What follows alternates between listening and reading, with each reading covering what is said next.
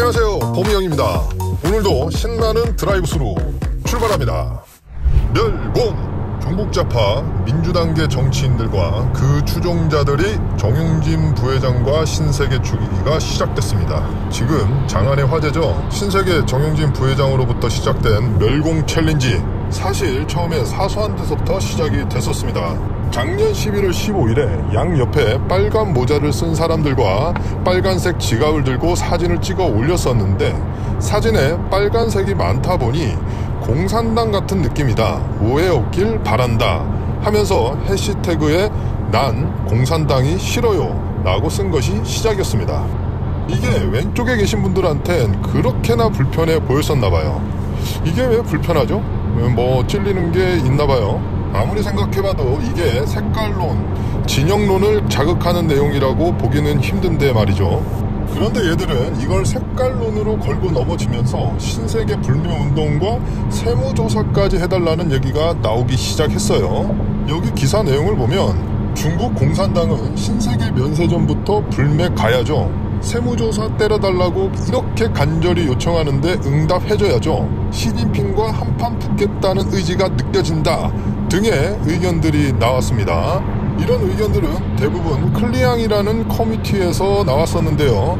아니, 기업의 총수가 어련히 알아서 생각하고 올렸을 내용인데 왜 자기들이 공산당과 중국의 입장을 대변해주는지 확실히 클리앙의 좌측 성향을 보여주는 대목입니다. 이 기사를 본 정용진은 거기에 다시 난 콩 상당히 싫다라는 포스팅을 올렸는데요. 이 포스팅을 살펴보면 반공 민주 정신에 투철한 애국 애족이 우리 삶의 길이며 자유세계의 이상을 실현하는 기반이다. 이건 국민교육 헌장 내용입니다. 박정희 대통령이 1968년에 제정한 건데요. 정용진 부회장은 1968년생이고 초중고 때 이렇게 배웠다는 거예요. 그러면서 난 콩 상당히 싫다, 공산당이 싫다는 겁니다. 빠꾸 없이 굽히지 않는 모습을 보여줬습니다. 실제로 정용진 부회장이 초등학교 입학한 게 75년도, 고등학교 졸업한 게 87년도니까 박정희 대통령이 살아있을 때부터 50 말기까지 실제로 반공 교육을 받으면서 학창시절을 보냈고 저렇게 배운 게 당연합니다. 이렇게 몇 차례 정용진 부회장이 반공 발언을 하니까 이때 이미 뉴스가 한번 났었어요. 소비자들이 이마트에 반감을 가진다고 말이죠. 정용진 부회장은 여기에도 아랑곳하지 않고 공산당을 깠었습니다. 지금까지 사건이 흐른 걸 보면 약간 농담으로 시작한 말에 그쪽 성향의 사람들이 정색하고 반응을 한 거예요. 그러니까 대한민국 국민으로서 당연하게 그리고 당당하게 진심으로 반공을 외치기 시작한 거고, 그게 지금 사태까지 이어진 겁니다. 자, 우리 깨놓고 생각해봅시다. 대깨문들 대가리 깨는 거 말고 까놓고 얘기해보자고요. 대한민국에서 멸공을 외치는 것, 반공을 주장하는 것 잘못된 것일까요? 시대착오적인 발언일까요? 우리 대한민국은 현재 휴전 중인 국가입니다. 바꿔 말하면 전쟁이 아직 안 끝났어요. 우리 머리 위에 적들이 있단 말이죠. 심지어 휴전한 지 70년이 다 되어 가는데 아직도 적국 북한의 공작 활동이 우리 대한민국 땅 안에서 일어나고 있어요. 작년 8월입니다. 북한 공작원의 지령을 받아서 F-35 스텔스 전투기 도입을 반대하는 활동을 했었고요. 밤 묘목 100만 그루 보내기 운동, 김정은 답방 추진 활동, DMZ 인간띠 잊기 운동 등 친북 간첩 활동을 하던 자주통일 충북동지회라는 이적단체 간첩들이 국정원에 의해 잡혔었죠. 이게 반년도 안 된 일입니다. 그리고 불과 6일 전에 미사일 시험 발사를 했었죠. 오늘 아침에 안보리에서 이것 때문에 비공개 회의를 했다고 합니다. 회의 끝나자마자 오늘 아침에 또 이놈들이 미사일을 쐈습니다. 북한이 미사일 발사한 게 하루 이틀이 아닙니다. 얼마나 많은 도발을 했냐면 이런 뉴스가 떠요. 문재인 정부가 2017년 5월 10일에 출범을 했었죠. 그 직후 5월 14일을 시작으로 2017년 11월 29일까지 11번, 2018년은 올림픽, 남북 정상회담 뭐 이런 것들 때문에 조금 좋아 보이다가 2019년도에 13번, 2020년도에 10번, 2021년도에 10번, 그리고 올해 벌써 2번. 문재인 집권 이후에 현재까지 북한이 총 46차례 도발을 했습니다. 자, 이제 정용진 회장의 포스팅을 다시 봅시다. 대한민국 헌법도 전문에 우리들과 우리들의 자손의 안전과 자유와 행복을 영원히 확보할 것을 다짐한다. 근데 쟤네들이 미사일 날리고 핵무기로 겁주는데 안전이 어디 있나? 외국에서 돈 빌릴 때 이자도 더 줘야 한다. 미사일 쏘면 투자도 다 빠진다.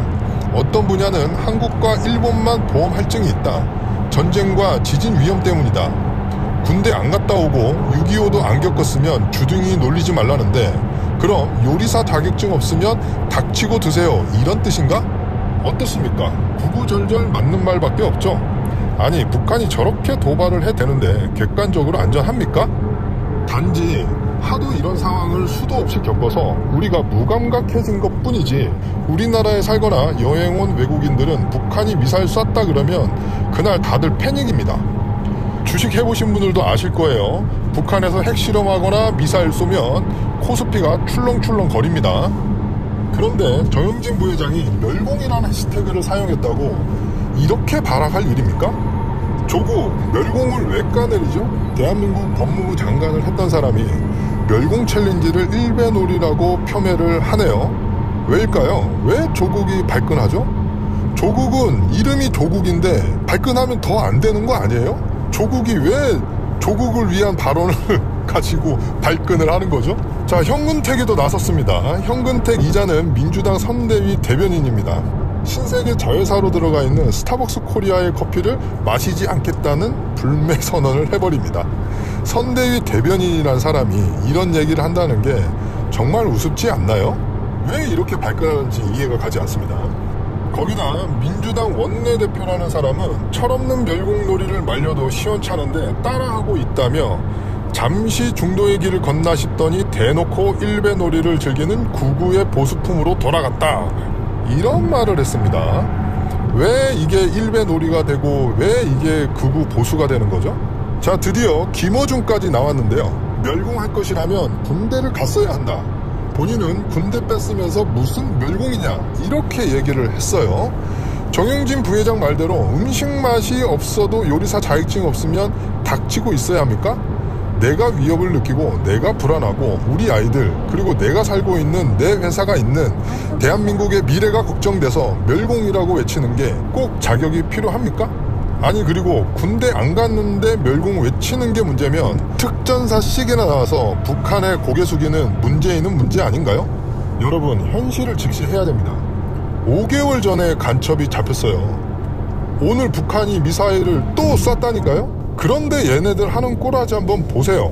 오늘 북한 미사일 발사에 대해서 국가안전보장회의 NSC 상임위원회 긴급회의를 열긴 열었답니다.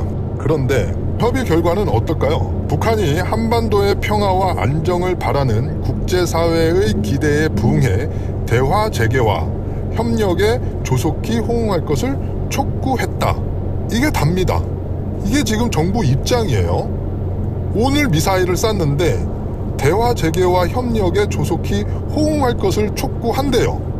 윤석열은 뭐라고 얘기를 했을까요?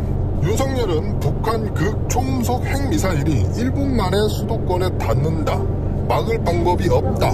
우리가 선제 타격할 수밖에 없다. 라고 했습니다. 여러분들이 보시기에 어떤 게 맞는 것 같습니까? 문재인이 맞냐, 윤석열이 맞냐를 따지자는 게 아니고요. 도발해오는 적군에 대해서 우리가 어떻게 대응하는 것이 맞는 겁니까? 공산주의 북한과 마주보고 있는 자유민주주의 대한민국, 이곳에 살고 있는 여러분들께서 직접 판단해 보세요. 오늘 내용이 공감되신다면 좋아요와 구독도 부탁드리겠습니다. 멸공!